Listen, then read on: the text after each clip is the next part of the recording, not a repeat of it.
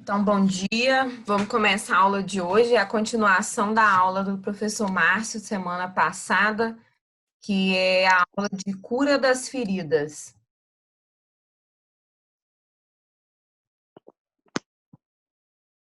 Então, qual é o objetivo dessa aula de hoje?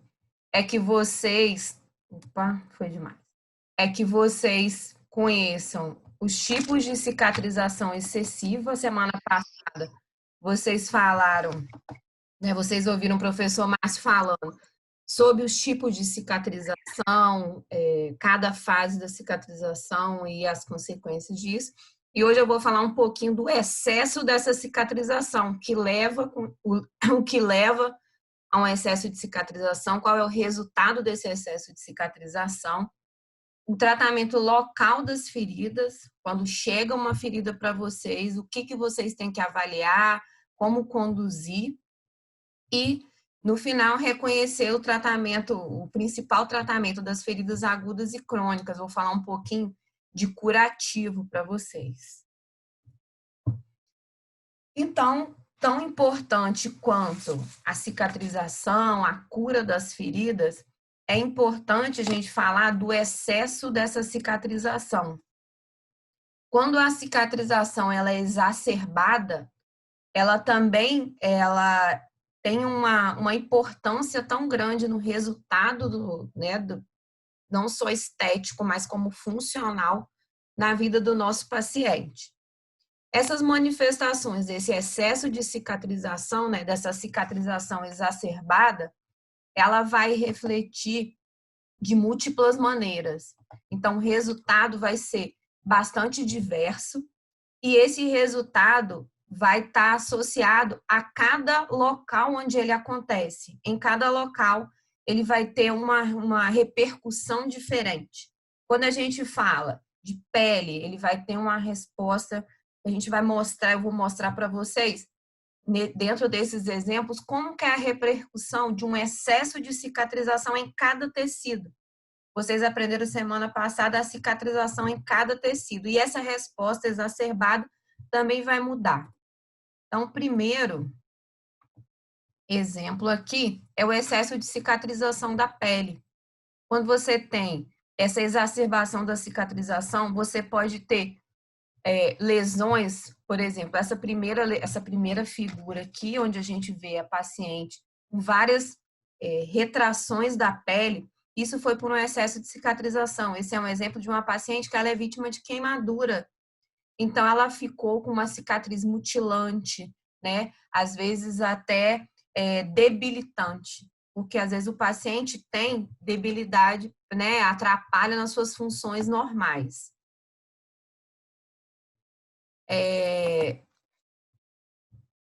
A segunda foto, a gente vê um braço e uma parte do antebraço, que a gente também vê que essa retração que acontece aí, essa exacerbação, ela pode comprometer a mobilidade quando ela acomete região de flexão e extensão do corpo. Na parte da abdominal, nessa cicatriz abdominal, você vê também esteticamente é muito comprometedor. Às vezes aqui não tem uma repercussão em termos de da gente falar como é que fala? Não é restrição, em dificuldade em algum procedimento, em algum movimento ou debilidade de alguma ação, mas esteticamente é comprometedor também, né? Então ela tem uma lesão extensa, aplanada, a cicatrização esteticamente também compromete, né, o nosso paciente. Às vezes é uma queixa muito pertinente no nosso consultório em relação a essa cicatrização que não foi da forma esperada, não ficou esteticamente da forma esperada. A gente mudando aqui, quando a gente fala de trato gastrointestinal, via aérea, quando você tem um processo inflamatório, né? Por exemplo, na estenose de esôfago, paciente que tem refluxo gastroesofágico, aquela secreção ácida que vem do estômago, né? Que faz parte do refluxo, vai fazendo lesões no esôfago, vai gerando um processo inflamatório, esse processo inflamatório ele faz fibrose, não só doença do refluxo gastroesofágico, mas também pacientes pós-operatórios de cirurgias de esôfago, pacientes pós-radiação, gera um tecido fibrótico ali que vai gerar uma estenose. Essa estenose é por excesso de cicatrização. Estenose do piloro, paciente que tem doença ulcerosa, que vai fazendo inflamação, melhora. Nessa cicatrização, ele vai fazendo retração, pode fazer uma estenose do piloro, que pode ser resolvida tanto endoscopicamente ou até uma cirurgia em si para poder ter a resolução dessa estenose. Então, tudo resposta de excesso de cicatrização. Um paciente que foi entubado e ficou muito tempo com tubo, e esse tubo tem um balonete que fica insuflado, aquilo vai gerando uma lesão na mucosa da traqueia, vai gerando um processo inflamatório ali, fibrose, pode gerar uma estenose da traqueia, que pode gerar repercussões graves para o nosso paciente. Essa estenose vai diminuir a passagem de ar, então esse paciente pode evoluir com dificuldade respiratória, evoluir até para uma insuficiência respiratória grave. Então, para vocês notarem como é importante também a gente saber que o excesso de cicatrização também, às vezes, pode causar malefício para o nosso paciente. Então, tem tanta importância como uma boa cicatrização. Quando a gente fala em órgãos sólidos, um excesso de cicatrização por um processo inflamatório pode gerar, na fibrose pulmonar, ele vai gerar, né, essa repercussão. Ali, a imagem na tomografia tem várias traves, né, do processo de fibrose do paciente com cirrose hepática. E quando a gente fala de cavidade abdominal, a gente mostra aqui, né, as famosas aderências, ó. Aderência do órgão com a parede abdominal nessa foto. A segunda também pode ser aderência da terceira foto do fígado com o peritônio, né, com a parede abdominal. Pode ser entre a parede abdominal, aderência entre um órgão com o outro. Então, isso tudo é de um excesso de cicatrização. Essa parte de aderência a gente vai repetir ali na frente. Então, não vou ficar explicando ainda para vocês aqui o que acontece, porque a gente vai ter um slide só falando dessa parte de aderências intestinais. E conhecido de todo mundo, não só no consultório, mas, né, algum parente, algum amigo, algum vizinho tem ou uma cicatriz hipertrófica ou um queloide, e a gente da área de saúde às vezes é questionado, será que eu devo operar? Será que eu devo usar alguma medicação? O nosso paciente, quando faz cirurgia, te questiona da cicatrização, às vezes quando ele vai operar, ele já tem, né, um histórico de cicatrização hipertrófica ou de formação de queloide. Então, é uma rotina, né, corriqueiro dentro do consultório, é corriqueiro até nas nossas vidas. Então, para a gente conhecer, lembrar um pouquinho mais de cicatrização hipertrófica, eu vou falar um pouquinho da formação de cada um, das características de cada um e o que a gente pode fazer de tratamento, tanto para uma quanto para outra. Então, quando a gente fala de cicatriz hipertrófica e queloide, todas as duas elas acontecem porque a gente tem uma superabundância de fibroblastos nesse processo de cicatrização da derme. Então, ele se exacerba, né? Tem uma multiplicação exagerada que gera essas alterações na nossa cicatriz. Isso pode acontecer, né? Essas cicatrizes, tanto a hipertrófica como o queloide, elas podem acontecer depois de trauma da pele, seja ele um trauma cirúrgico ou qualquer outro tipo de trauma. Ele vai gerar, né, nessas pacientes, eles reclamam de que essa cicatriz ela pode ficar dolorida durante a palpação. Em alguns, eles referem um prurido, coça, né, na cicatriz hipertrófica e no queloide, é comum das duas. E também pode relatar uma sensação de queimação no local. A primeira figura, a gente tem uma cicatriz hipertrófica. Aqui a gente tem, vocês já viram, né? Vocês vão ter uma aula falando de acessos à cavidade abdominal. Vocês vão ver que essa é uma incisão aqui que a gente usa para operar apendicite, incisão de McBurney. Aí a paciente tem uma cicatriz hipertrófica né, onde foi realizada a incisão para a realização de apendicectomia. Aqui o paciente tem na região de deltoide um queloide. As cicatrizes hipertróficas, então elas se elevam acima da pele, né, igual ao queloide, porém ela permanece dentro do limite da ferida original, ela não ultrapassa aquele limite. Então a característica do queloide, da cicatriz hipertrófica é que ela se eleva, porém ela se mantém dentro do limite da ferida original. Normalmente ela se desenvolve dentro de 4 semanas após o trauma.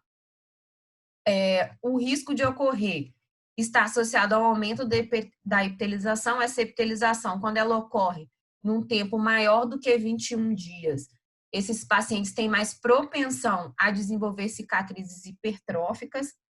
E a cicatriz hipertrófica, ela independe da raça do paciente, a gente vai ver no queloide que é diferente, do local onde ocorreu a lesão e da idade do paciente, tá? Então, não tem associação com raça, com o local onde houve o acometimento da lesão e nem com a idade do paciente para se desenvolver a cicatriz hipertrófica.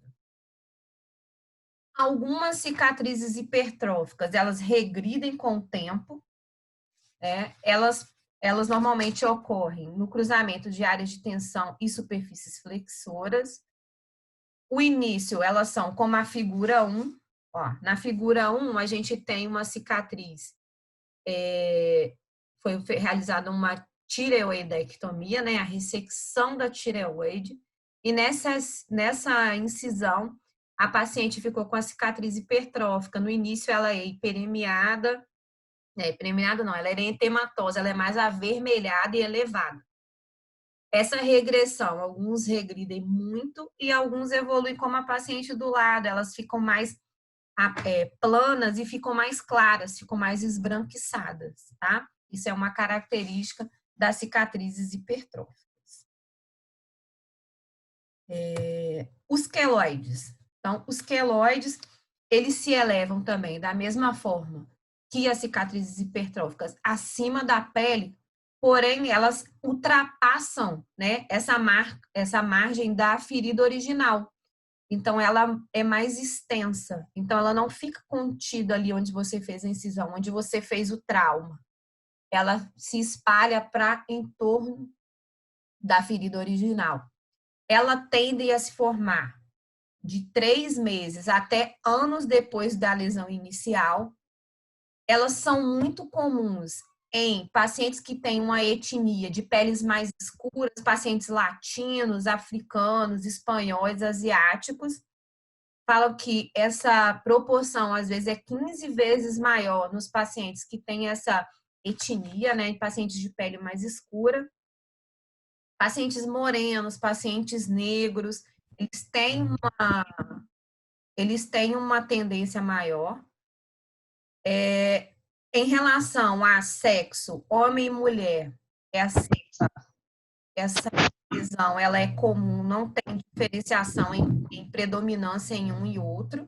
Eles aparecem da mesma forma nos homens e nas mulheres. E geneticamente, eles têm uma predileção para autossômica dominante, tá? Não regridem, diferente da nossas cicatrizes hipertróficas, que algumas vão regredir. Podem ser resultados não só de cirurgia, mas em locais onde você tem, nos pacientes que têm tendência a desenvolvimento de queloide, em locais onde você tem queimadura, às vezes uma abrasão, tatuagens, então tem que tomar muito cuidado no paciente que, né, no seu cliente, no caso do tatuador, que tem uma tendência ao queloide, for fazer um queloide no local que ele faz a tatuagem, local de vacinação, pacientes com acne, catapora, zoster, piercing no nariz, na orelha, no umbigo, às vezes é um start, né, para poder o desenvolvimento do queloide, mas também pode aparecer de forma espontânea, tá? Não está associado ao trauma dali daquela pele. O tamanho pode variar, pode ser desde uma lesão de centímetros pequena, uma mínima lesão, como pode ser lesões bastante extensas. Nas fotos vocês veem aqui que tem lesão bastante extensa, ela pode ter esse aspecto pedunculado aqui no lobo da orelha. A consistência varia, né? De uma forma fibroelástica, mais amolecida, como lesões mais endurecidas. Eles normalmente, né, mesmo acometendo fora da extensão onde houve a ferida original, né, a lesão original, eles não acometem tecido celular subcutâneo que está adjacente. Normalmente eles são mais superficiais, tá? Que mais? São os locais mais comuns. Lobo da orelha, tem a foto, a segunda foto é bem característica. Região de deltoide e região pré-esternal é muito comum a gente achar queloide nos nossos pacientes. O paciente fez um furo na orelha, tá? Aí você pode ver, eles fazem essas lesões de queloide no lobo da orelha, às vezes fica pedunculado, grande, e essa incisão aí, às vezes, é mais complicada. Normalmente é indolor.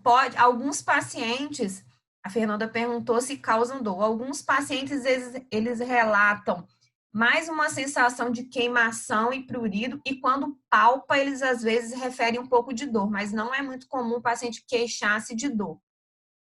O grande assim, a grande procura, né, a grande preocupação do paciente, às vezes, não é nem esse incômodo em relação à dor, essa queimação, é muito a parte estética, porque às vezes é em uma região exposta, às vezes o paciente, eu vou à praia e tem uma lesão de queloide extenso, aquilo incomoda, chama atenção, então o fator estético conta muito nesses pacientes que têm essa tendência ao desenvolvimento de queloide. Então, em relação ao tratamento, né? Vou falar de uma forma geral de tratamento de cicatriz hipertrófica do queloide. E qual é o objetivo desse tratamento? É restaurar a função dessa área, porque dependendo do local que acontecer, aquilo ali pode causar uma restrição de alguma atividade, né? De alguma mobilidade do meu paciente. Alívio dos sintomas, né? Essa sensação de queimação, às vezes é uma área muito extensa, essa sensação incomoda, aquela palpação dolorosa, prevenir recidiva e a parte estética que não pode ser esquecida. Existem vários tratamentos para a cicatriz hipertrófica e para o queloide.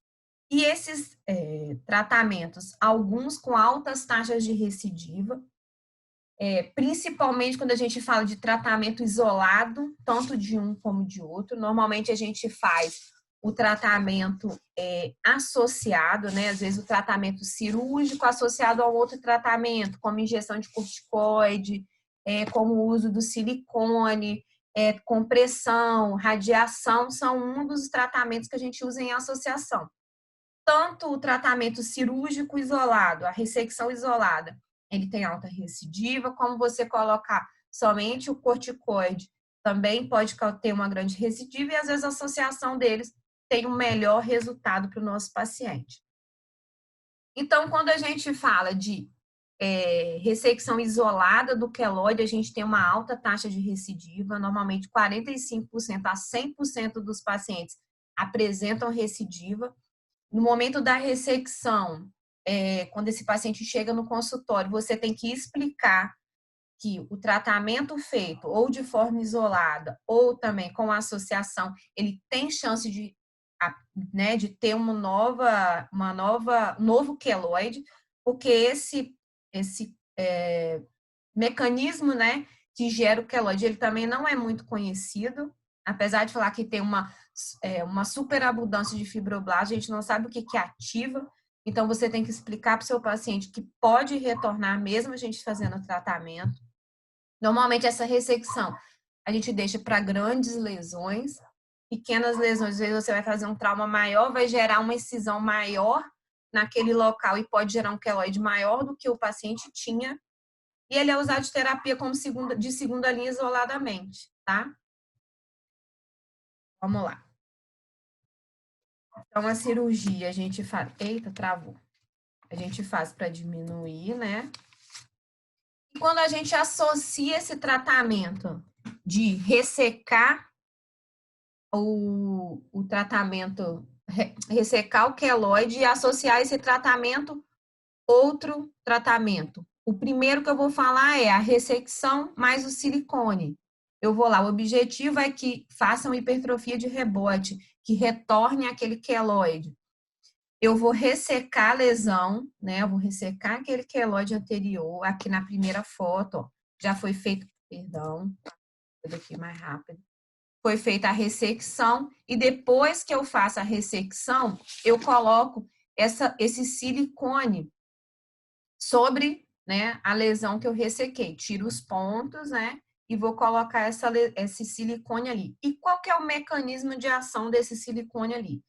Não tem um mecanismo definido, ele é desconhecido, mas o que acredita-se que ele faz? Que ele age aumentando a hidratação daquela pele ali no local e, consequentemente, ele vai diminuir essa atividade capilar, vai diminuir o processo inflamatório nesse local e essa hiperemia, e isso vai levar esse depósito de colágeno vai diminuir, e isso pode estar relacionado a um bom resultado, a evitar essa hipertrofia aí no local. Então, essa hidratação, essa diminuição desse processo inflamatório que acontece na fase da cicatrização, isso diminuindo vai gerar um bom resultado. É relativamente indolor, esse tratamento deve ser mantido 24 horas por dia e esse tratamento deve se estender por cerca de 3 meses para você ter um bom resultado. Aqui, logo após a primeira foto, desci aqui a setinha, retirou o ponto, fez a ressecção, retirou o ponto, colocou o silicone, e esse silicone é mantido até 3 meses. E a última foto, a gente mostra um resultado bom, sem presença de cicatriz hipertrófica ou de queloide no local. Então, é um bom tratamento. Pode ter recidiva? Pode ter recidiva, tá? Em alguns pacientes, eles evoluem. Tratamento com corticoide intralesional. É de primeira linha para o queloide, tem uma boa resposta para o queloide, e de segunda linha para cicatrizes hipertróficas. Varia muito, né? Se o paciente vai ter um bom resultado e se ele vai apresentar recidiva, essa recidiva é variável. E o mecanismo de ação dele é diminuir a proliferação dos fibroblastos, que geram, né, o excesso da cicatrização, diminuir a síntese de colágeno e glicosaminoglicanos, e esse processo inflamatório no geral e os níveis de TGF-beta. Então, vai diminuir, então gera menos exacerbação da cicatrização, então tem menos tendência à recidiva do queloide, né, a formação do queloide aí no nosso paciente. O que acontece quando a gente faz esse corticoide? Ele vai amolecer a lesão, elas vão se tornar mais planas e vai ter um alívio dos sintomas, porém, ele não desaparece. A gente se tratando do tratamento de corticoide intralesional isolado, tá? Vai diminuir, você vai lá, faz no seu queloide, ele vai diminuir, vai aliviar o sintoma, mas a lesão não vai desaparecer. Mas quando eu tenho um resultado melhor? Quando eu associo. Então, da mesma forma que lá, ressecar sozinho não resolve, silicone sozinho não resolve, tratamento de corticoide intralesional sozinho, a resposta não é que não resolve. A maioria não tem uma boa resposta, a recidiva é grande, o resultado não é 100%. A gente viu aqui, ó, voltando aqui, as lesões amolecem, aplanam, aliviam os sintomas, porém ela não vai desaparecer, o queloide vai ali permanecer. Quando a gente combina esse resultado, melhor resposta, né? Você vai lá, faz a ressecção do queloide e vai fazer o corticoide no pós-operatório.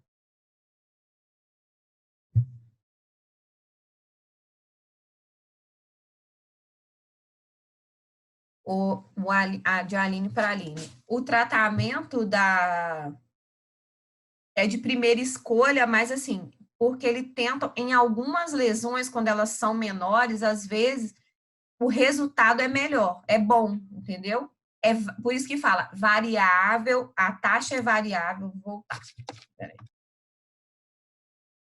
Então, a taxa é variável de resposta e a recidiva é variável. Então, você tem uma lesão, você fez um piercing no tragus, aqui na orelha. Você tem uma lesão pequena. Se você for fazer uma incisão e colocar o corticoide numa fase inicial, às vezes sua lesão vai ser maior, vai ficar uma cicatriz maior. Você tirou ali o piercing, ficou a lesão. Você faz o corticoide naquela lesão pequena, ele tem uma evolução. Vai ficar ali aquela marca? Vai, tá? Mas ele tem uma boa resposta. Mas quando a gente fala em lesões um pouco maiores, esse resultado não é tão bom, né? Vai diminuir, mas vai ficar uma lesão extensa. Então, às vezes, o resultado combinado fica bem melhor, tá? Você tem uma taxa de resolução, uma taxa de bons resultados maiores. Então, você resseca aquela lesão, o queloide, né? E você vai fazer a injeção do corticoide intralesional. Você faz a ressecção, depois que você tira os pontos, você faz aquele corticoide dentro da lesão. Aí você tem uma resposta melhor, você tem aquela ação do corticoide diminuindo todo aquele processo de cicatrização. Vai cicatrizar com menos, sem a exacerbação do processo inflamatório. Então, a resposta é boa. Provavelmente algum de vocês já ouviu esse tratamento. Foi ressecado o queloide e fez injeção do corticoide, Triancil, beta-30, tem uma infinidade de corticoides que pode ser usado. O Triancil é a triancinolona. Pode ser que esse resultado venha com várias sessões, podendo chegar até a 5 sessões de injeção intralesional, tá? Você faz um intervalo de tempo de 2 a 3 semanas entre uma lesão e outra. E como que eu vou saber quantas eu vou fazer? Quantas injeções eu vou fazer? Eu tenho que avaliar a resposta do meu paciente, né? O aspecto daquela lesão com o uso do corticoide. Então, eu faço de 14 a 21 dias depois, eu vou olhar, eu vou avaliar aquela ferida e vou ver se tem um bom resultado ou não. Qual que é a minha preocupação quando eu faço esse corticoide? Porque ele pode fazer ter efeitos colaterais, né? Quando eu faço muito, deixa eu voltar. Quando eu faço muito corticoide, ele pode fazer retração da ferida, da ferida cirúrgica, vai fazer telangiectasia. Então, eu tenho comprometimento se eu faço muito corticoide naquela lesão, naquela ferida ali, com o corticoide. Outro tratamento é o tratamento com radiação.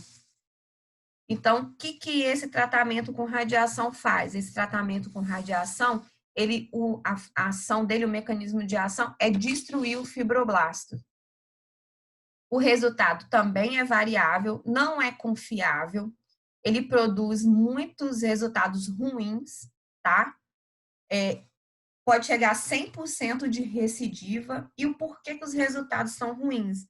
Essa radiação nesses pacientes, essas lesões, eles podem gerar um risco de uma hiperpigmentação na pele. Lá nos pacientes que a gente faz corticoide, normalmente fazem hipopigmentação, fica aquela pele mais clara. Quando a gente fala de radiação, fica hiperpigmentada, fica uma pele mais escurecida. Pode ter prurido, esse paciente fazer eritema, parestesia e dor, e pode desenvolver uma malignidade secundária a essa radiação. O paciente muito radiado, naquela área ele pode fazer uma lesão maligna de pele. Os melhores resultados, como os outros tratamentos também, está associado à cirurgia. E normalmente a gente reserva esse tratamento com radiação para os adultos que já tentaram todos os outros tratamentos e não tiveram bom resultado, tá? Então, seria o último tratamento que a gente tentaria, seria esse tratamento de radiação, tá? Tratamento com compressão. Essa compressão ela é usada mais para cicatrizes hipertróficas. ela vai auxiliar. Você vai fazer a compressão daquela lesão, a compressão externa da lesão. É muito usada para pacientes que são vítimas de queimadura. Vai ajudar na maturação do colágeno, ele achata as cicatrizes e melhora esse adelgaçamento da pele e melhora a flexibilidade da pele. Ajuda o mecanismo de ação desse paciente, desse tratamento de compressão no paciente, vai reduzir o número de células de uma daquela área, né? Devido à isquemia que se faz pela compressão, você coloca uma pressão ali no local, né? Vou falar ali na frente, que é uma pressão por volta de 24 a 30 milímetros de mercúrio. Então, vou reduzir o número de células pela essa isquemia, a compressão vai diminuir a vascularização, vai gerar um certo grau de isquemia ali na pele e vai diminuir, assim, o metabolismo tecidual. Então, essa diminuição desse metabolismo tecidual aumenta a atividade da colagenase, então melhora essa cicatrização, então é bom para o tratamento das cicatrizes hipertróficas. Tem que ter um início precoce, né? A gente começa logo que os pacientes, por exemplo, esse paciente vítima de queimadura queimou, eu vou fazendo esse curativo com esse tratamento, né, com esse de compressão, pode ser com curativo, ele tem o mecanismo próprio de compressão para você manter essa pressão nesses valores pré-determinados, entre 24 e 30 milímetros de mercúrio. Essa roupa compressiva, ela deve ser usada por 24 horas e esse tratamento é um tratamento muito longo, tá? Ele deve durar 1 ano ou mais. Então, é um tratamento que tem um resultado bom, porém, é um tratamento, às vezes, de difícil adesão por conta do tempo de tratamento, por ser um longo tempo de tratamento. Eu falei com vocês que a gente ia voltar nas cicatrizes peritoneais. É comum na nossa rotina de cirurgião geral, né? As cicatrizes peritoneais, também conhecidas como aderências intestinais, fazem parte do nosso cotidiano.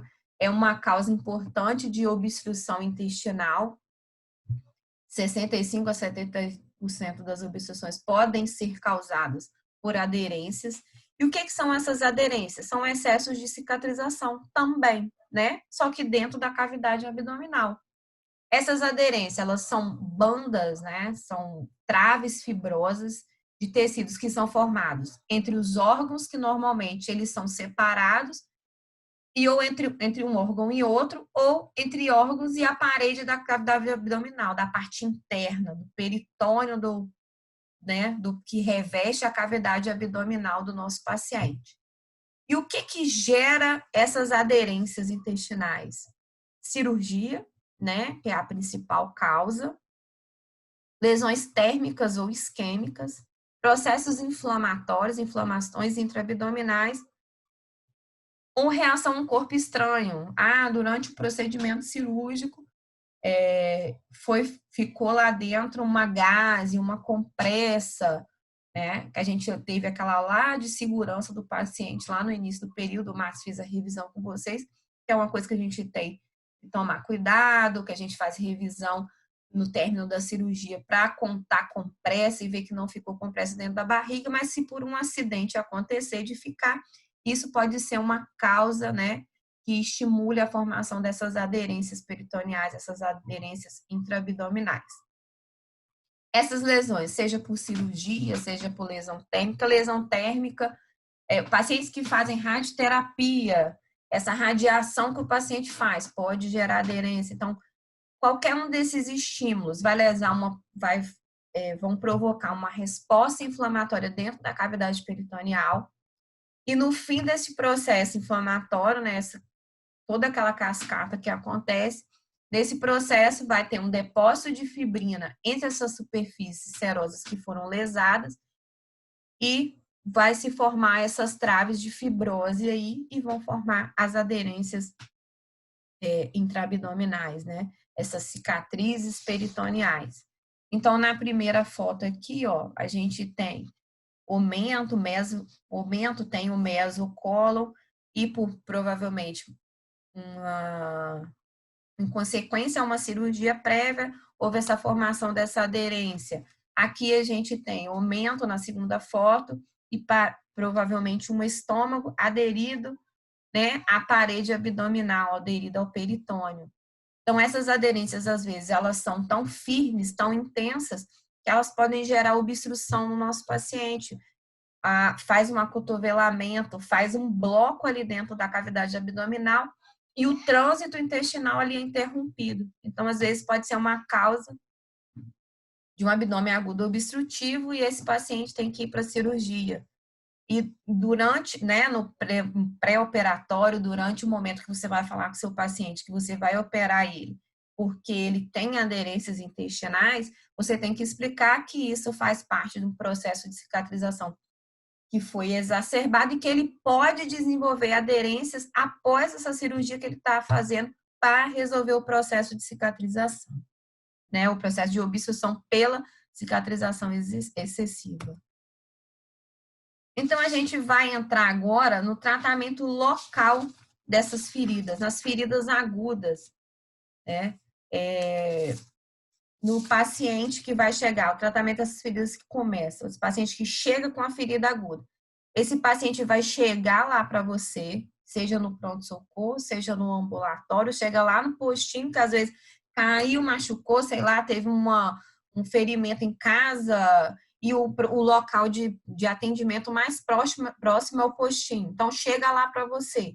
Primeiro, você vai colher a história do paciente, a história daquela ferida, o que aconteceu, o que gerou aquela ferida. A gente vai estudar a história da paciente, né? A história da ferida que a gente vai tratar. Porque a gente avalia o que causou, se pode ter infecção, se extensão, grau de comprometimento, grau do trauma. Então, a gente vai avaliar todas essas coisas a partir da história da paciente. Depois da história, colheu história, eu vou dar seguimento avaliando a ferida. Exame. Não é diferente de qualquer outro segmento de outro paciente com outra patologia.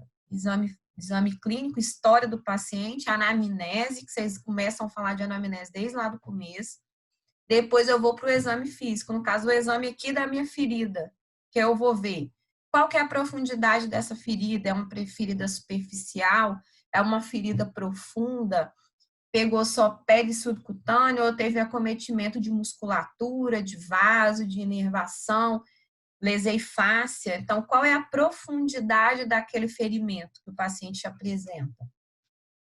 Qual a configuração dessa lesão? Eu tive perda de tecido, teve um comprometimento mais extenso, aquele tecido é viável, eu posso aproximar, eu tenho viabilidade para poder ter uma sequência do processo de cicatrização, eu vou ter condições de, eu preciso debridar aquela ferida, eu tenho corpo estranho ali dentro, então tudo isso tem que ser examinado, né, quando o nosso paciente chega com aquela ferida. Então, história, exame da ferida, e aí sim eu vou começar a preparar para eu poder tratar aquela ferida. Às vezes eu consigo já, né, quando o paciente chega, eu já consigo lavar e ter uma extensão. Às vezes a lesão é extensa, o paciente refere muita dor, para eu poder fazer uma inspeção melhor, para eu explorar melhor, eu vou ter que fazer a anestesia, né, daquela ferida, que eu vou poder manipular com maior facilidade, o paciente não vai referir dor, vai deixar com que eu explore, que eu veja a profundidade real, eu avalie se tem corpo estranho naquela lesão. Então, a gente vai anestesiar, normalmente a gente usa como anestésico local, né? A lidocaína, podendo ser com epinefrina ou sem epinefrina, qual é a diferença? É que com a epinefrina a gente já vai fazer hemostasia, uma hemostasia efetiva ali naquele local. Vai estar sangrando e eu vou fazer tanto a analgesia, tanto o anestésico, né? Vou ter a função anestésica como a função hemostática.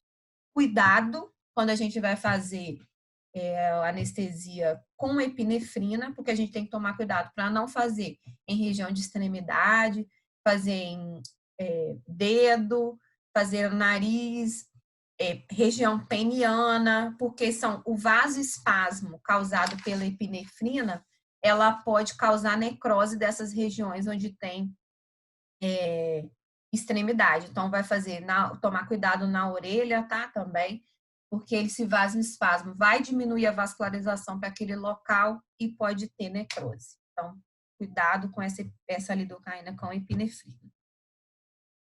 Fiz a lidocaína, meu paciente está anestesiado, então eu vou poder explorar melhor a ferida dele, tá? Essa exploração da ferida, eu vou ver quais foram as estruturas realmente que foram lesadas, qual que é a profundidade daquela lesão que foi, daquele segmento que foi acometido pela lesão. Então, eu exploro tudo com mais tranquilidade, sem o incômodo do paciente, né? O paciente tem um alívio daquela dor no local. Eu vou limpar a ferida. Essa limpeza da ferida eu vou irrigar com soro, tá? É soro fisiológico. Eu não vou colocar betadina, iodopovidina, degermante, nada disso dentro da ferida, porque eles são ruins para cicatrização. Eles podem fazer lesão celular, então eu lavo dentro da ferida com soro, tá? Essa irrigação, quando ela é pulsada, quando eu faço ela com pressão, ela me ajuda muito, porque às vezes ela leva com ela o tecido desvitalizado, às vezes corpo estranho, que está ali dentro da ferida. Às vezes, pela própria lesão, o paciente caiu no asfalto e lesou. Tem asfalto ali dentro, eu lavo para eu poder ver ali.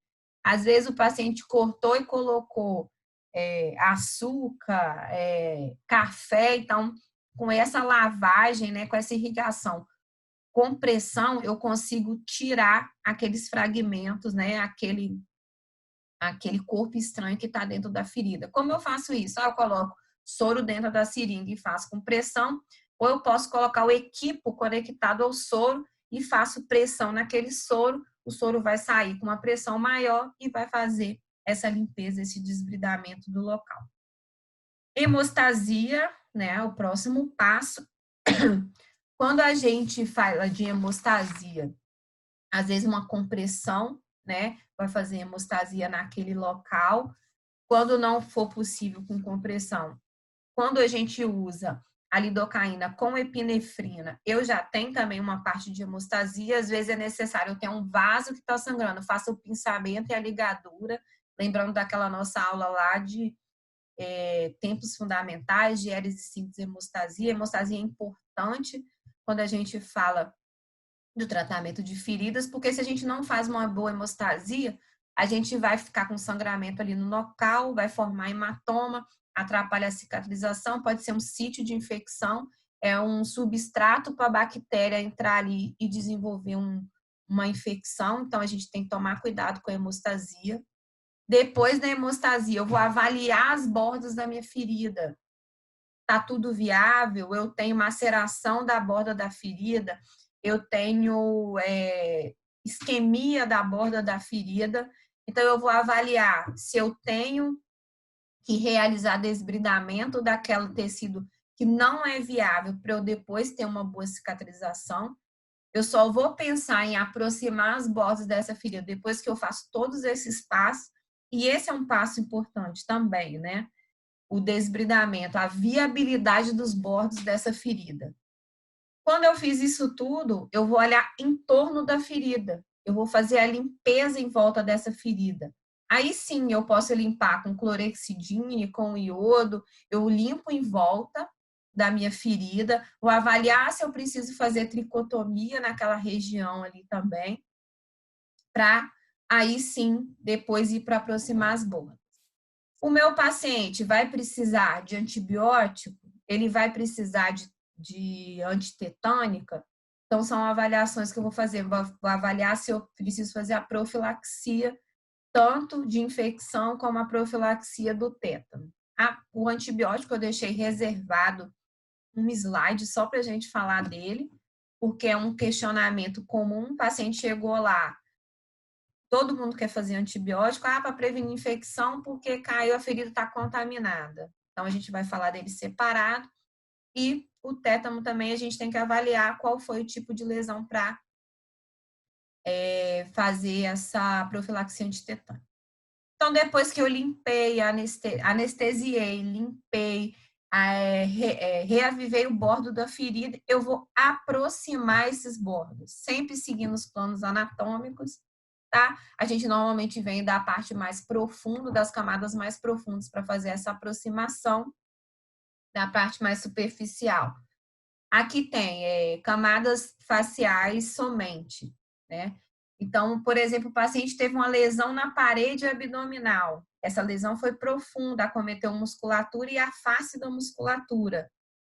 Eu já fiz todo aquele preparo, não tem sangramento, a borda está viável, está tudo anestesiado.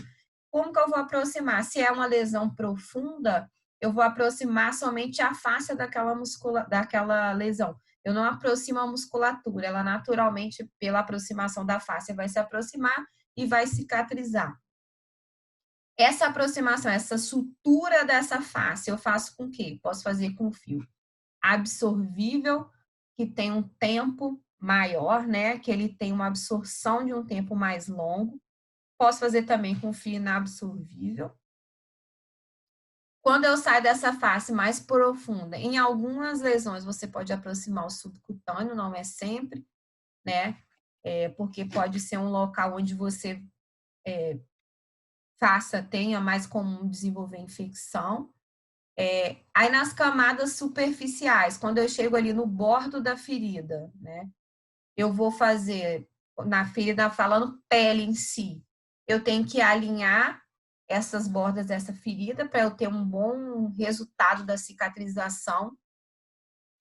E eu vou fazer suturas normalmente com material inabsorvível na pele, tá?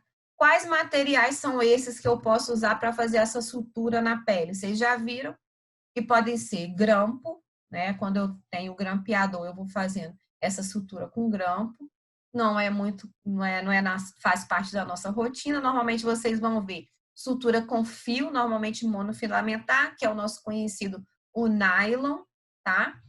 Então eu faço sutura com fio monofilamentar, o mais comum é o nylon, e eu posso usar cola dérmica.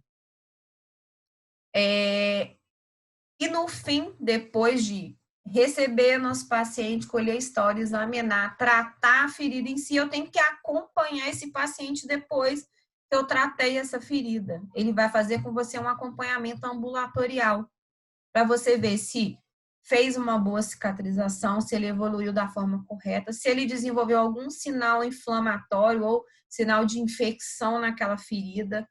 Fez celulite, eu vou precisar drenar, tem pus ali naquela ferida, ele fez uma infecção do sítio, né, cirúrgico, infecção da ferida ali operatória ou infecção, né, da ferida que chegou para você.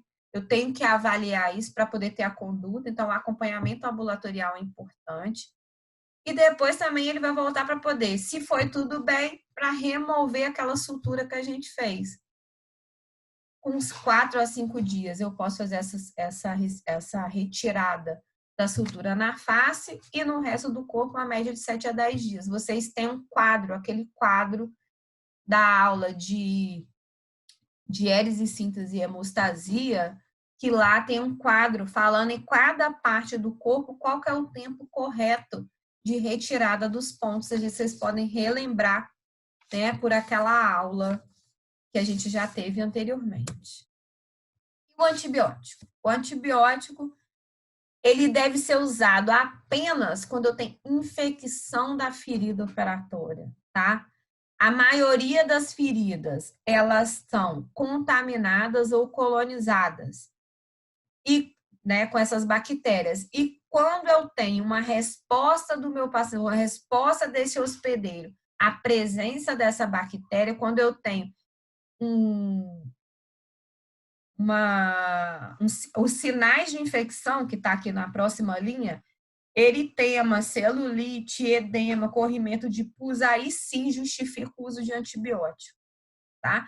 Então, a presença da bactéria somente não justifica eu fazer antibiótico no meu paciente. Eu tenho que ele apresente uma resposta à presença dessa bactéria. Então, esse hospedeiro, ele tem que ter uma resposta sendo essa resposta a esses sinais que a gente tanto conhece, o eritema, a celulite, o edema, o corrimento purulento, tem a infecção em si para eu poder tratar.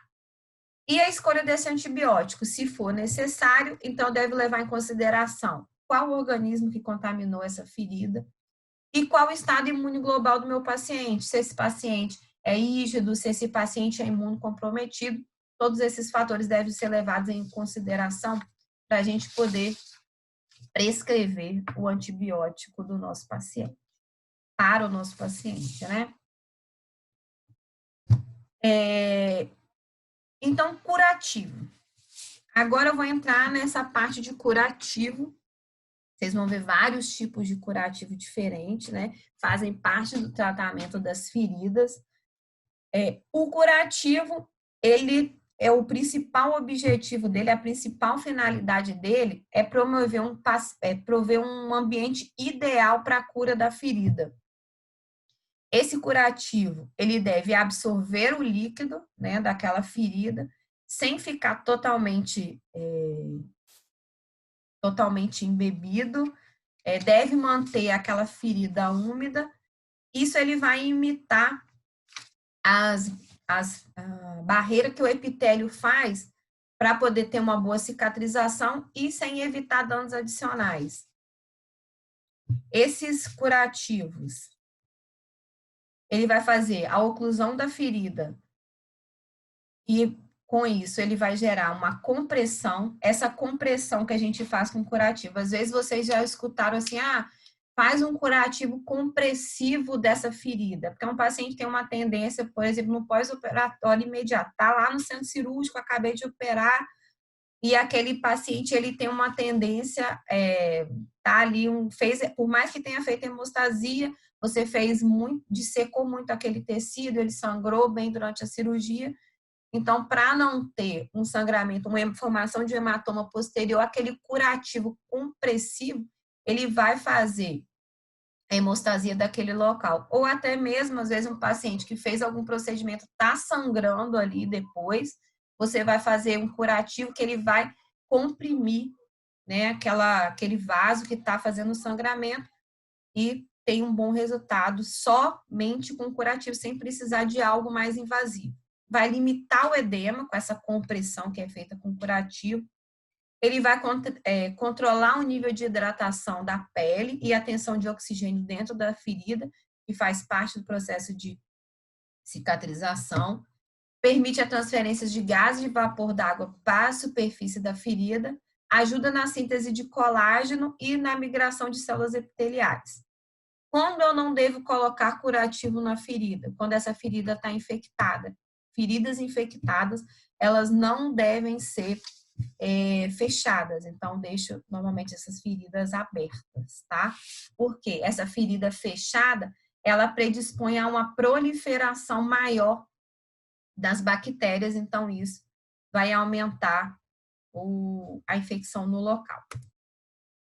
Os curativos, antes de entrar em si no curativo absorvente, eles têm dois tipos de curativo. Nós temos dois tipos de curativo. Curativo primário, que é aquele curativo que é posto ele diretamente sobre a ferida.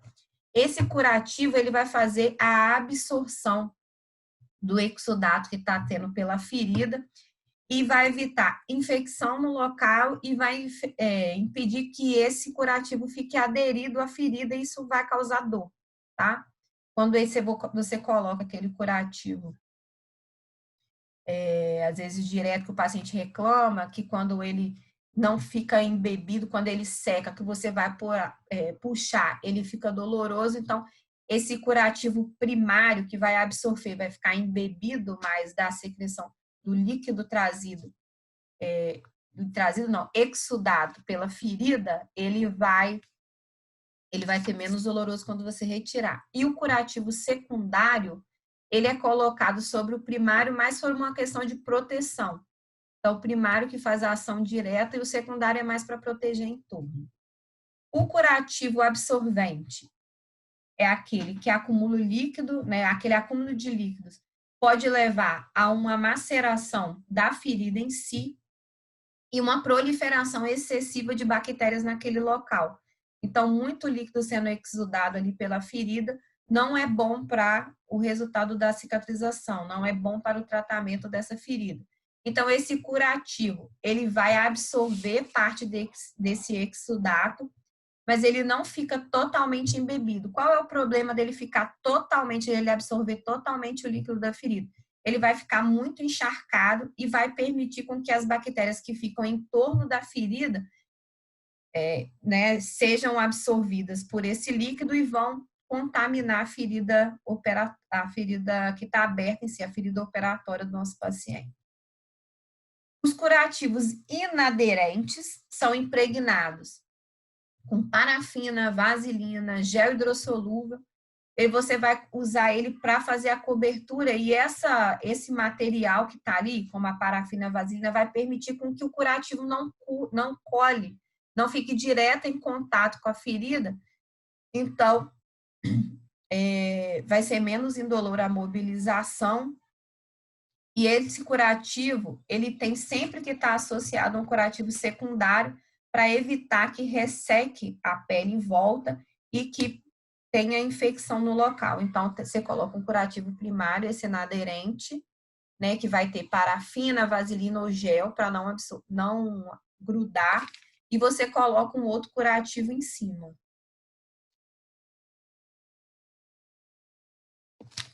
Você não deve ocluir completamente, Thaisa, porque ele vai ficar fechado, vai ficar um ambiente que vai estar exudado com bactérias ali e vai proliferar mais bactérias. Você deixa ele drenando.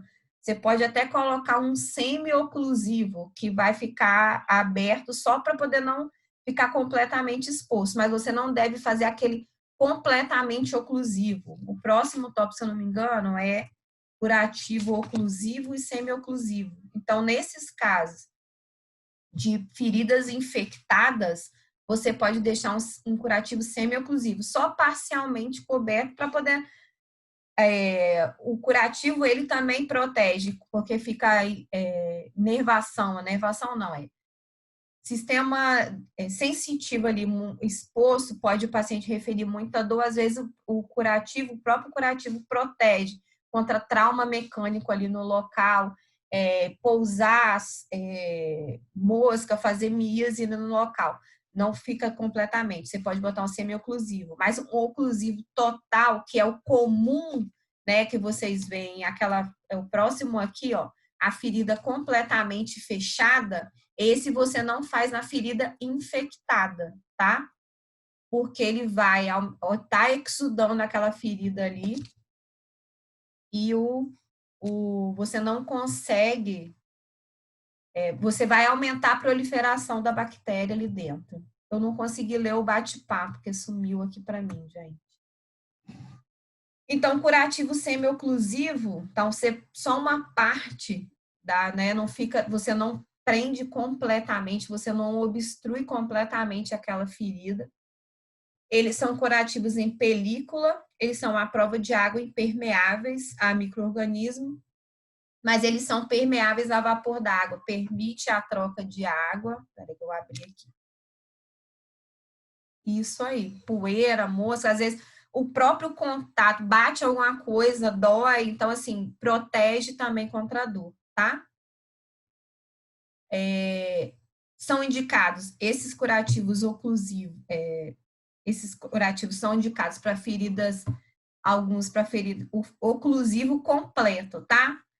Para ferida limpa e pouco exudativa, tá? É o que eu falei ali, porque nas feridas muito exudativas e feridas contaminadas, se você obstruir, se você ocluir completamente, vai aumentar essa infecção ali no local. Aqui tem um exemplo do paciente com curativo semi-oclusivo. Peraí que parou. E aqui a gente tem, ó, uma ferida, o paciente operou, eu acabei de fazer a cirurgia, não está exudando, não tem infecção ali na minha ferida, eu posso obstruir completamente.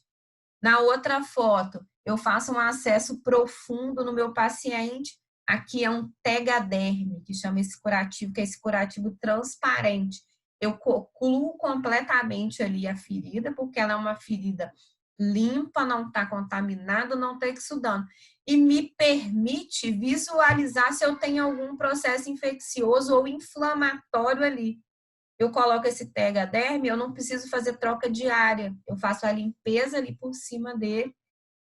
E eu consigo ver se eu tenho saída de secreção, se eu tenho hiperemia. Ele é um bom curativo, principalmente no caso aí dos acessos profundos, que o paciente vai permanecer com esse acesso por um longo tempo. Antigamente se falava de troca de acesso com 7 dias.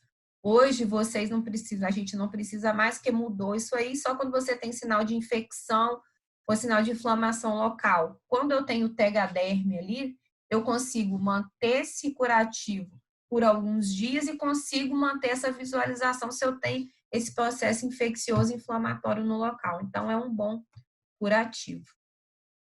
Outro tipo de curativo, curativos hidrofílicos e hidrofóbicos.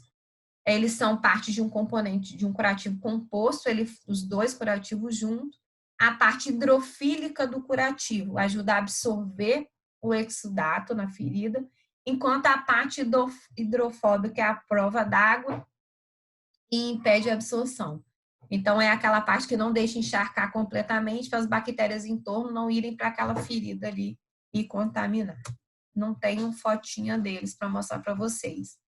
Quando a gente fala de hidrocoloides e hidrogéis, eles combinam, né, o benefício de dois curativos. Eles vão fazer oclusão e vão absorver, tá? Esses curativos, eles são usados para as feridas que têm uma exudação média, tá? Não pode ser grande, mas até uma média exudação você usa os curativos hidrocoloides. E os hidrogéis, normalmente, a gente usa mais nas feridas que são secas e podem ter algum tecido necrótico. Ele vai umidificar o leito daquela lesão e facilitar, né, o fechamento.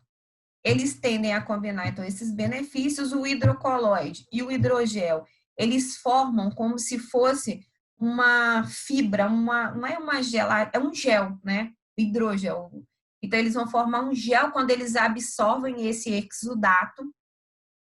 E essa absorção desse líquido vai crescer vai entumecer as partículas que formam o curativo e vão ajudar, quando você for retirar também esse curativo, uma das queixas frequentes dos pacientes quando você vai tirar o curativo é que tá seco, aquilo ali dói, é doloroso demais a retirada do curativo. Quando esse paciente tem esse curativo hidrocoloide ou hidrogel, quando fica entumecido, porque ele absorveu o líquido, quando você vai tirar, esse entumecimento, ele permite com que a gente tire e gere menos dor, né, na retirada do curativo do nosso paciente. Então, o hidrocoloide, ele vai absorver esse exudato e o hidrogel, ele vai permitir uma alta taxa de evaporação sem comprometer a hidratação da ferida. Ele absorve o excesso do exudato, né? Ele mantém o ambiente úmido, então proporciona esse alívio da dor, depois quando a gente for tirar, fica protegido. Ele é impermeável aos fluidos, né, em torno do micro-organismo, então diminui o risco de infecção. É usado em tratamentos de queimaduras. Também pode ser usado esse hidrocoloide em tratamentos de feridas de difícil cicatrização. Aqui a gente tem uma úlcera na perna, você pode usar esse hidrocoloide para, né, que ele tem até uma exudação média, não pode ser feridas muito exudativas, porque senão ele não vai dar conta. Então, você pode usar como um método de tentativa de tratamento dessas úlceras que normalmente são de difícil cicatrização, de difícil tratamento. Alginatos. Os alginatos, eles são derivados de algas. Essas algas, elas contêm longas cadeias de polissacarídeos e eles são processados sob a forma de cálcio, e esses alginatos, eles vão se transformar em alginatos de sódio, que são solúveis, né? Quando absorve esse exudato, na presença do exudato, eles se tornam solúveis e faz a troca iônica. Essa troca iônica é importante porque ela ajuda também para fazer hemostasia naquela ferida. Esses polímeros que formam, né? Eles são formados por algas, que contém essas longas cadeias de polissacarídeos. Esses polissacarídeos, esses polímeros, ela vai absorver o exudato daquela ferida, eles vão gelificar, né, vão formar uma estrutura em gel, incham, né, isso, apesar de absorver, ela mantém aquela ferida ali na umidade necessária para realizar a cicatrização e auxiliam no processo de granulação da ferida operatória. Então, esse pode ser usado para aquelas lesões que eles têm grande volume de líquido sendo exudado. Uma indicação que é bastante usada nesses alginatos são as úlceras de decúbito extensa. Você usa o alginato, vai absorver a exudação ali daquela ferida e vai auxiliar no processo de cicatrização. Você não usa quando você tem também infecção naquele local, necrose, você tem que ter uma ferida já com desbridamento, né, com tecido viável para usar esse alginato. Normalmente ele pode ser usado até 7 dias, você coloca, ele permanece ali até 7 dias.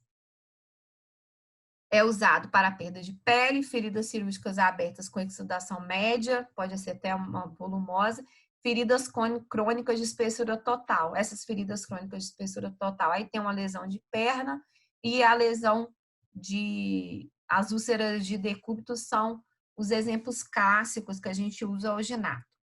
Quando eu não posso usar o alginato? Quando eu tenho ferida infectada, eu não uso o alginato. Então, foi feito aqui na primeira foto, ó. Colocou essa membrana e foi recoberta. Ele é um curativo composto, tá? A gente coloca e recobre ele. E esse curativo fica ali na paciente por volta de 7 dias. Materiais absorvíveis. Esses curativos com materiais absorvíveis, eles são usados dentro da ferida como hemostáticos. Os exemplos mais comuns são colágeno, gelatina, celulose oxidada e as celuloses regeneradas. Aqui tem 2 exemplos, aqui é a apresentação dele e o uso do curativo com material absorvível. Curativo medicado. Já tem sido usado há muito tempo, né? Como sistema de aplicação de drogas, você coloca o curativo ali.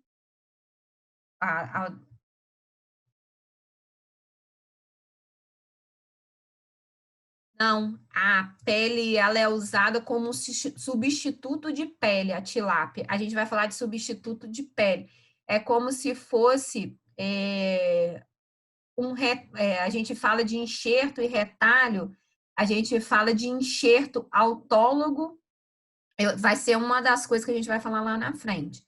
Autólogo, quando eu tiro da própria pele e coloco no paciente, e heterólogo, quando eu tiro de um cadáver ou de outro ser que é compatível para botar no paciente. A tilápia entra nesse como se fosse enxerto, são usados como substitutos de pele, não é como o alginato não, tá?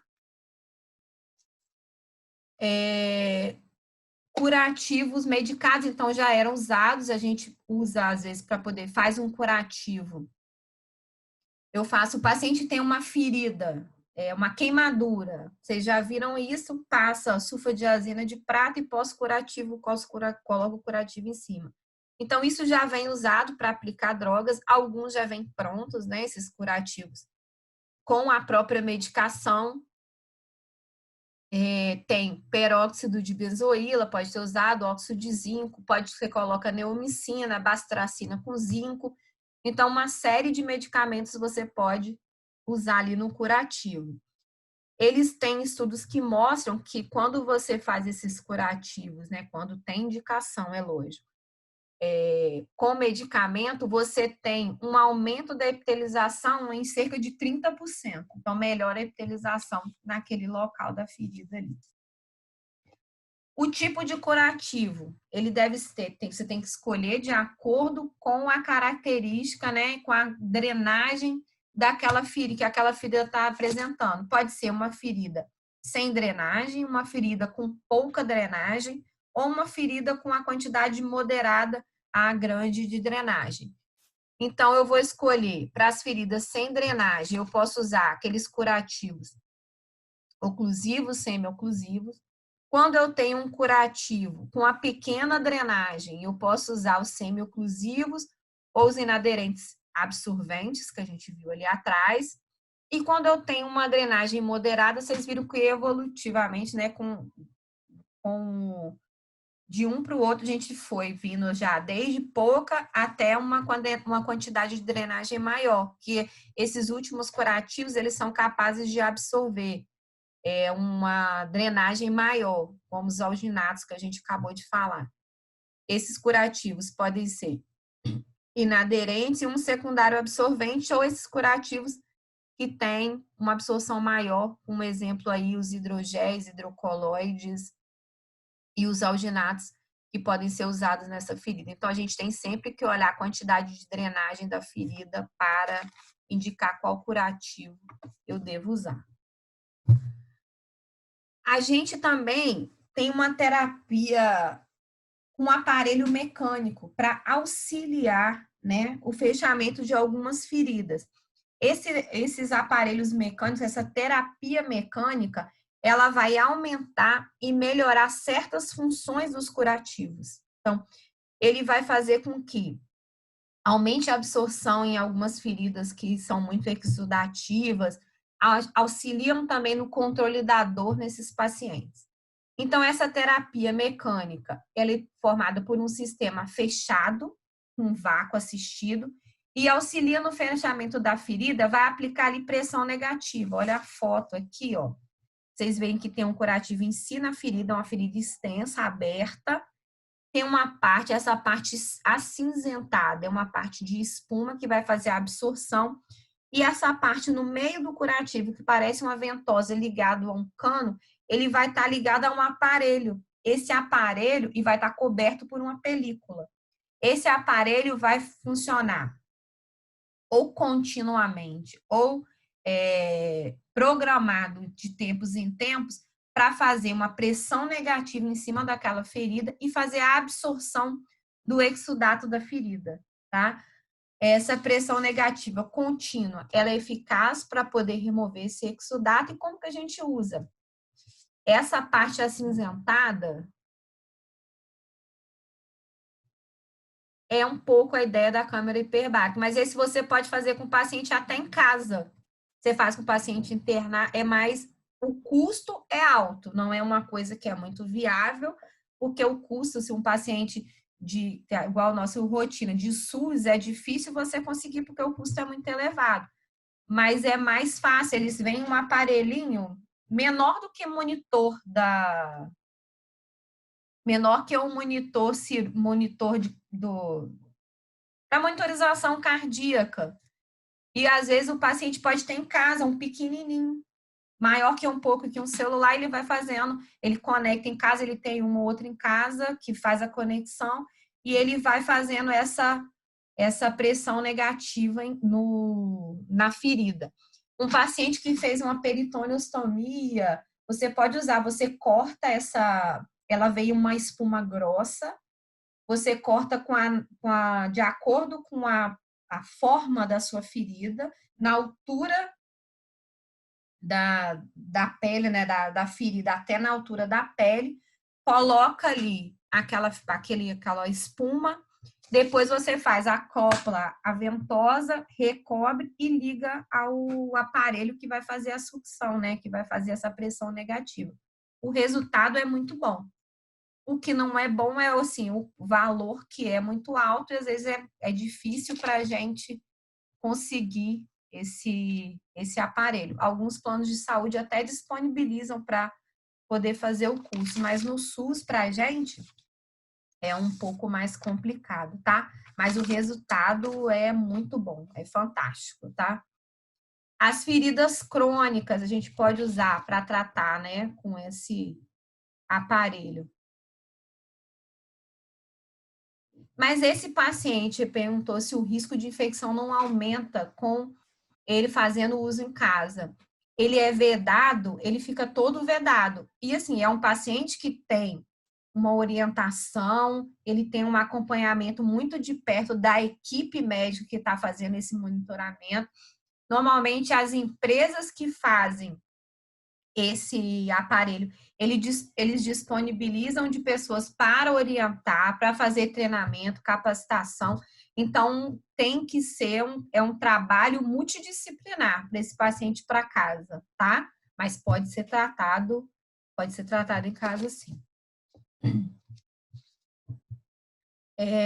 Pode, então, tratar ferida crônica, pacientes diabéticos, úlceras de pressão na fase 3 e fase 4, ferida aguda também, feridas traumáticas, a gente pode utilizar o aparelho de pressão negativa e retalhos enxertos. Na plástica também eles usam em alguns pacientes. E aí a gente chega no substituto de pele, né? Aqui eu não falo de pele de tilápia como substituto de pele no paciente queimado, mas é uma realidade em alguns locais. Então, tem pacientes que a ferida precisa cicatrizar, mas tem alguns pacientes que ele não tem uma cobertura suficiente para poder fazer esse processo todo de cicatrização que a gente viu na outra aula e está vendo nessa aula. Então, vocês já tiveram patologia também, né? Essa parte de cicatrização. Então, a gente precisa, né, que a pele esteja ali para dar seguimento a todo esse processo. E tem paciente que não tem a disponibilidade, né, pela lesão que foi, pelo processo infeccioso que acometeu aquela ferida, a pele ali não recobre tudo para poder eu ter o processo de cicatrização de uma forma eficiente. Então, para que esse processo ocorra, eu tenho alguns artefatos, né? Eu tenho algumas possibilidades para substituir essa pele. Então, a gente vai falar dos substitutos da pele, né? A substituição da pele. Alguns por enxerto, e vocês vão ver que tem alguns que são produzidos, não é só de pele humana, a engenharia de produção, eles produziram produtos que vão auxiliar, vão substituir a pele e vão auxiliar nesse processo de cicatrização. Então, o nosso primeiro substituto de pele são enxertos de pele convencional, né, que a gente vê. Que você tem enxertos que você pode ser totais ou parciais. Parciais, quando você pega a epiderme e parte da derme, então a gente considera como enxerto parcial. E quando eu pego a derme, toda a epiderme, eu considero um enxerto total. E aí, a gente fala de enxertos autólogos ou halógenos. Os autólogos, eles são enxertos que eu pego parte da pele de um outro local do próprio paciente e faço aquele enxerto. Aí eu tenho uma lesão extensa no tórax, eu venho na coxa, retiro um fragmento, vou tirar aquela lesão e não tenho pele para ajudar a cicatrizar. Eu vou lá na coxa, tiro um pedaço da derme e da epiderme, total ou não, e vou e faço ali a conexão não, faço um enxerto naquele outro local. Então, é o enxerto do próprio paciente. E tem paciente que não dá para poder fazer nele mesmo, usar a própria pele dele para fazer esse enxerto. Eu posso usar de um paciente, um cadáver, ou de um outro paciente vivo que seja compatível para que eu faça esse enxerto de pele.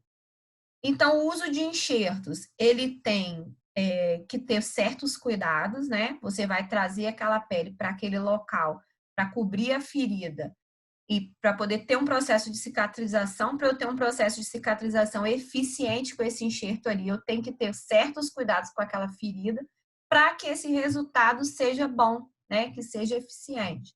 Então, eu tenho que remover naquela ferida lá onde eu vou levar o meu enxerto para poder cobrir. Ela tem que ter todo o tecido viável. Então, se eu tiver alguma área de necrose, alguma área de fibrina, alguma área que não seja viável para que aconteça a cicatrização, eu tenho que fazer um desbridamento daquele local. Eu tenho que tirar toda a necrose, eu tenho que tirar toda a fibrina ali para cicatrizar de uma forma eficiente. Tem que fazer controle do edema naquele local. Áreas que eu não tenho vascularização, eu tenho que revascularizar aquele leito, porque eu preciso que tenha uma boa vascularização daquela área para eu poder ter toda, chegar a migração, chegar o sangue, aquela migração de célula e começar as fases da cicatrização.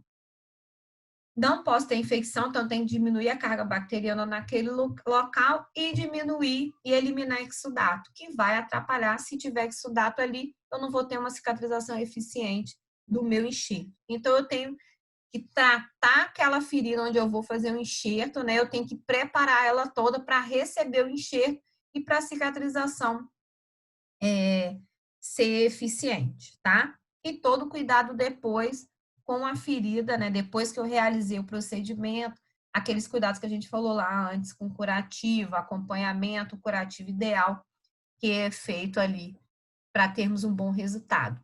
Esse paciente é observado no ambulatório, você vai observando, faz consultas rotineiras de retorno, para você ver se aquele enxerto que você fez está vascularizado, se não evoluiu com necrose, porque às vezes você fez todo aquele preparo, mas a vascularização que você tinha preparado, achado que estava bem vascularizada a lesão, não foi tão eficiente, então alguns pacientes evoluem com necrose daquele enxerto. Alguns pacientes não tomam os cuidados devidos, pode evoluir com infecção do enxerto. Então, esse paciente é importante não só o preparo, o procedimento em si, mas também o acompanhamento dele no pós-operatório. E quando você não tem disposição, né? Não tem disposição a pele mesmo para fazer esse enxerto, opa, passou demais, acabando já. Foram desenvolvidos para fazer a cobertura dessa pele alguns materiais, né? Que você vai possibilitar como se fosse esse enxerto. Então, são fabricados por engenharia de tecido. Eles combinam esses materiais, novos materiais biosintéticos, né? Fazem estudos com células vivas e fazem essa pele substituta, né? Esse substituto da pele para você colocar no paciente, né? Então, são desenvolvidos para prover a cobertura de feridas extensas com limitada disponibilidade de autoenxerto. Então, você não tem pele suficiente para cobrir tudo, você usa esse substituto. Qual é a vantagem do substituto da pele? Você não sente dor para coletar, porque você vai ter que, quando você faz o autoenxerto, gera dor naquele local, né? Lógico que a gente faz sob anestesia, mas gera todo um transtorno pós-operatório. Alguns têm incômodo naquele local, então não tem dor para coletar. Eles podem ser aplicados livres, você só coloca, o que é aplicado livremente? Você coloca sobre a ferida e deixa ela lá quietinha, né? Lógico, vai fazer um curativo, mas você não precisa suturar. Em alguns casos, você faz sutura cirúrgica, mas tem a vantagem de você colocar ele livre. Desvantagem, tem uma sobrevida limitada, ele perde o seu tempo de ação, às vezes é curto, né? Você tem que fazer várias vezes a necessidade de múltiplas aplicações, porque o tempo dele de sobrevida é limitado e o custo é muito caro. Então, às vezes, não é muito comum de vermos, não é viável para o paciente, porque o custo é muito elevado desses substitutos de pele. Então, a aula, né, a gente termina com essa parte, pode ser classificado como terapia mecânica ou pode ser Aí, a bolsa de Bogotá, você faz a cobertura quando você não consegue. Quando eu coloco bolsa de Bogotá, quando eu tenho peritoneostomia, paciente tem uma pressão intraabdominal muito alta, eu não consigo fechar a parede abdominal, porque ele vai fazer aumento da pressão intraabdominal pode fazer síndrome compartimental. Então, o peritônio fica exposto. A bolsa de Bogotá, nem sempre você tem pressão a vácuo, né? Você coloca ali o material, né? A tela e a cobertura por cima para o conteúdo da cavidade intraabdominal não ficar exposto ao ambiente, mas nem sempre ela tem que estar associada a vácuo. Eu tenho hoje a possibilidade de usar esse sistema a vácuo, porque vai me ajudar na cicatrização. Tem pacientes que eu não consigo aproximar, um exemplo, para ficar mais fácil de entender. Alguns pacientes têm infecção da cavidade abdominal, eu faço a peritoniostomia, 48 horas depois eu vou reavaliar essa peritoniostomia, eu vou medir pressão intraabdominal, eu fico medindo ou por sonda vesical ou por sonda nasogástrica, eu vou medir essa pressão intraabdominal do meu paciente. Se essa pressão intraabdominal diminuiu, o paciente está bem, eu não tenho sinal de infecção, às vezes eu consigo fechar. Mas tem pacientes que ficam por um longo período. E esse longo período começa a fazer a cicatrização, você começa a apresentar tecido de granulação ali, vai fechando naturalmente, sem eu conseguir. Eu vou aproximando devagar, à medida que pode, mas aí começa o processo de cicatrização. Esse sistema a vácuo, eu vou usar naquele paciente que já tem tecido de granulação ali, eu já não tenho aquela comunicação de alça já com a parte externa, e aí, para eu não precisar abordá-lo cirurgicamente de novo, aí eu vou fazendo esse sistema a vácuo para eu ter um bom resultado. Então, eu tenho um bom resultado nesses pacientes aí que tem a peritoniostomia. Mas nem sempre o paciente está na bolsa de Bogotá, está ligado a sistema a vácuo, não. Tá? Ficou claro?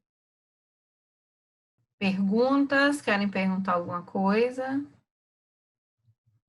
Você, na parte curativos medicados, pode repetir quais usarem feridas sem drenagem e drenagem. Sem drenagem, você pode usar os curativos oclusivos e semi-oclusivos. E com drenagem moderada, você pode usar os hidrogéis, hidrogel hidrocoloide, pode usar os alginatos também, tá? Pode usar esses tipos de curativo.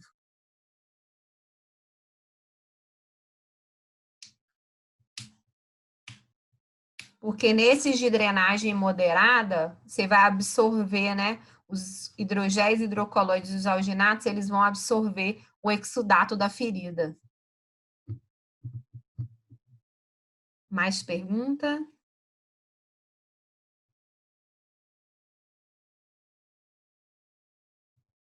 As perguntas que a gente respondeu durante a aula ficaram claras? Vocês conseguiram entender?